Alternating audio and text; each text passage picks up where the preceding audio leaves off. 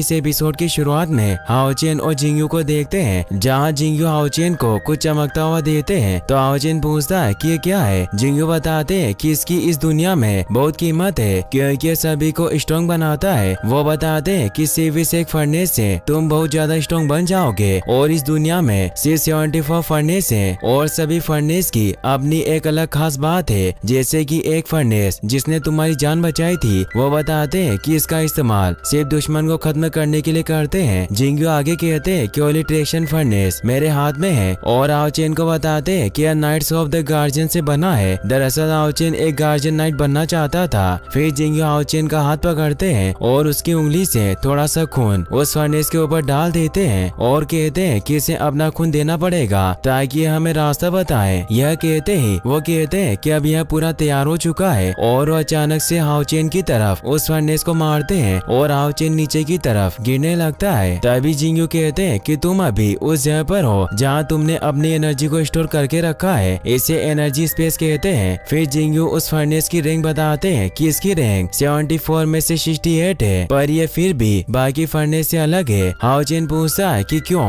जिंगयू बताते हैं कि इसकी अलग अलग शक्तियों की वजह से, जैसे अट्रैक्शन, जब ये शुरू होगा तो सिर्फ तुम्हारा दुश्मन तुमसे लड़ सकता है और कोई नहीं, और इस फर्नेस में सिर्फ 3 बारी और ज्यादा स्ट्रॉन्ग होने की क्षमता है। लेकिन जिंगयू कहते हैं कि वो और ज्यादा स्ट्रॉन्ग बन सकता है। यहाँ जिंगयू बताते हैं कि यह पहला फर्नेस था जिसे मेरे पिता ने मेरे लिए चुना था। वो हाओचेन से कहते हैं कि मुझे उम्मीद है कि यह तुम्हें पसंद आएगा। हाओचेन कहता है कि मुझे पसंद है। हाओचेन बहुत खुश था। तभी जिंगयू से आगे बढ़ने को कहते हैं और कहते हैं कि एक शेर कभी भी अपने जंगल का राजा नहीं बनता जब तक वो स्ट्रॉन्ग नहीं बनता। जिंगयू कहते हैं कि जब तक तुम इस परीक्षा को खुद से पास नहीं करोगे, जब तक तुम आगे नहीं बढ़ोगे, तुम्हें यह अकेले करना होगा, तभी तुम आगे बढ़ पाओगे। और यह कहकर जिंगयू उस जगह से जाने लगते हैं। हाओचेन को कुछ समझ नहीं आता। जाते हुए जिंगयू घूमकर उससे कहते हैं कि क्या तुम यह कर सकते हो? तुम्हें अपनी माँ से और मुझसे दूर रहकर यह करना होगा। तुम्हें यह परीक्षा अकेले पास करनी है। हाओचेन ऐसा नहीं चाहता था, उसे कुछ समझ नहीं आता। वो परेशान हो जाता है कि अकेले सब कैसे कर सकता था।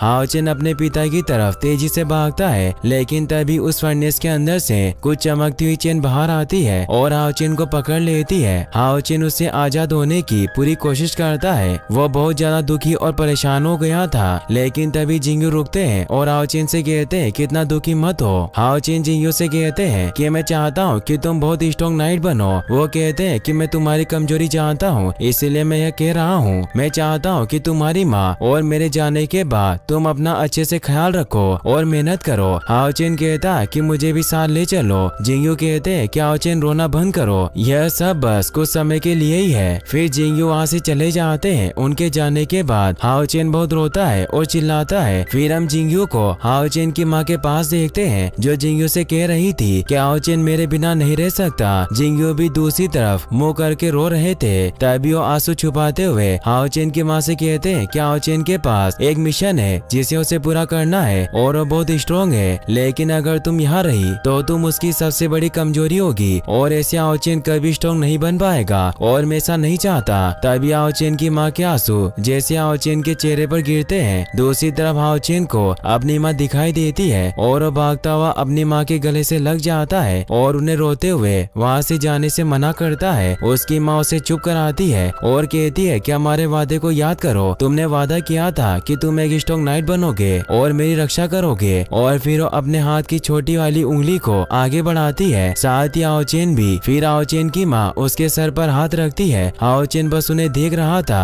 और वो वहाँ से गायब होने लगती है। जैसे वो गायब होती है, हाओचेन तेजी से चिल्लाता है। इसके बाद हमें वो सभी अच्छे पल दिखाए जाते हैं जो हाओचेन ने अपनी माँ और अपने पिता के साथ बिताए थे। जैसे पहली बार वो जिंगयू के साथ हवा में उड़ा था, उनके साथ एक गर्म पूल में नहाया था जहाँ उसे बहुत मजा आया था। और जब भी वो शाम को घर आता था तो उसकी माँ उसका इंतजार करती थी। हर रोज वो ही उनके गले लग जाया करता था। और तभी हाओचेन उन चेन्स को तोड़ देता है और फिर वो फर्नेस हाओचेन के अंदर घुस जाता है। जिंगयू हाओचेन की माँ से कह रहे थे कि अब हमें जाना होगा। इसके बाद वो दोनों हाओचेन को वहीं सोता हुआ छोड़कर चले जाते हैं। फिर हम अगली सुबह का सीन देखते हैं। जब हाओचेन उठता है तो उसे वहाँ पर 2 खत रखे हुए मिलते हैं और हाओचेन एक को उठाकर पढ़ने लगता है, जिसमें उसके पिता ने लिखा था कि हाओचेन तुम अकेले हो, मैं जानता हूँ, लेकिन तुम्हें स्ट्रॉन्ग होना होगा और मैंने फर्नेस की एक बुक वहीं रखी है जिसे पढ़कर तुम और भी बहुत कुछ सीख सकते हो। अगर तुम्हें 2 नाइट की ट्रेनिंग एक साथ करनी है तो तुम्हें रिंग ऑफ इनहेरिटेंस के बारे में पढ़ना होगा और गार्जियन नाइट की स्किल सीखने के लिए मून टेम्पल पर जाना होगा, जहाँ एक नाइट है जिनका नाम ये हुआ है और वो दुनिया का सबसे अच्छा गार्जियन नाइट है और मुझे यकीन है कि तुम कर लोगे, लेकिन इसे बिल्कुल आसान मत समझना। जिंगयू आगे कहते हैं कि तुम्हारी पहचान 2 नाइट के रूप में होनी चाहिए। जाते हुए हाओचेन एक पूरे पहाड़ को काट देता है और पीछे से जिंगयू की वॉइस आती है कि रिंग को मत भूलना, तुम इसकी मदद से अपनी एनर्जी को बढ़ा सकते हो और आगे तुम्हें इसके बारे में और जानने को मिलेगा।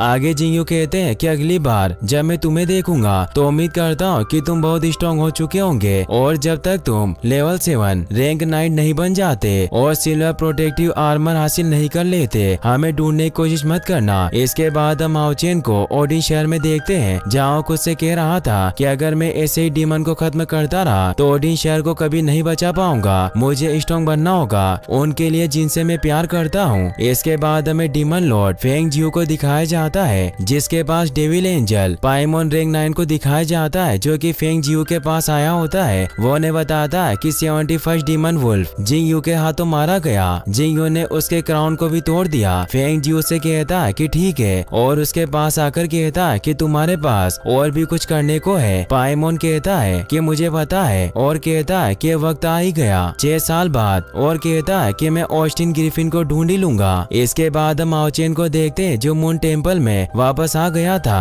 जहाँ ली जिन है। वहाँ आते ही वो थ्रोन ऑफ सील को देखने लगता है और खुद से कहता है कि एक दिन मुझे भी मेरी थ्रोन ऑफ सील मिलेगी। तभी वहाँ भागते हुए ली जिन आ जाती है। हाओचेन उन्हें बताता है कि इसके माता पिता उसे यहाँ छोड़ गए हैं और अब मैं अकेला हूँ। ली जिन उदास होते हुए कहती है कि मैं समझती हूँ, लेकिन वो खुश होकर कहती है कि मैं हमेशा तुम्हारे साथ हूँ और कहती है कि टेम्पल ऑफ द मून अब से हमारा घर होगा और मैं तुम्हारी फैमिली। अगर तुम्हें कोई भी परेशान करे तो मुझे बता देना। तभी एक आवाज तेजी से आती है और पूरा टेम्पल हिलने लगता है। वो आवाज कह रही थी कि ली जिन मैंने तुम्हें प्रैक्टिस करने को कहा था, अगर तुम लेवल 4 तक नहीं पहुंची तो तुम डीमन हंटर की परीक्षा कभी नहीं दे पाओगी। ली जिन हाओचेन से कहती है कि मुझे जाना होगा, अगर नालन ने मुझे यहाँ देख लिया तो मुश्किल हो जाएगी। ली जिन के जाते ही वहाँ नालन आ जाते हैं जो हाओचेन को देखकर उसके पास जाते हैं और उससे जिंगयू के बारे में बात करने लगते हैं और उनसे मिलने को भी बोलते हैं। हाओचेन कहता है कि वो कहीं चले गए। फिर वो जिंगयू का एक खत उन्हें देता है जिसे देखते ही वो हैरान हो जाता है और हाओचेन को देखकर कहते हैं कि क्या तुम जिंगयू के बेटे हो। हाओचेन कहता है कि हाँ, लेकिन नालन कहता है कि उन्होंने गार्जियन नाइट बनने के बारे में कहा है। नालन आगे कहता है कि जिंगयू यहाँ के सबसे बेस्ट डिसिप्लिन नाइट है। हाओचेन नालन से ये हुआ के बारे में पूछता है जिसे सुनकर नालन बहुत ज्यादा हैरान होकर हाओचेन पूछता है क्या हुआ। नालन बताते हैं कि अब वो यहाँ का इंस्ट्रक्टर नहीं है, अब वो सिर्फ एक लाइब्रेरी मैनेजर है। फिर हमें वो लाइब्रेरी दिखाई जाती है जहाँ एक आदमी था। नालन बताता है कि अब उसे लोग ये शुरा के नाम से बुलाते हैं और जैसे वो हमें दिखाया जाता है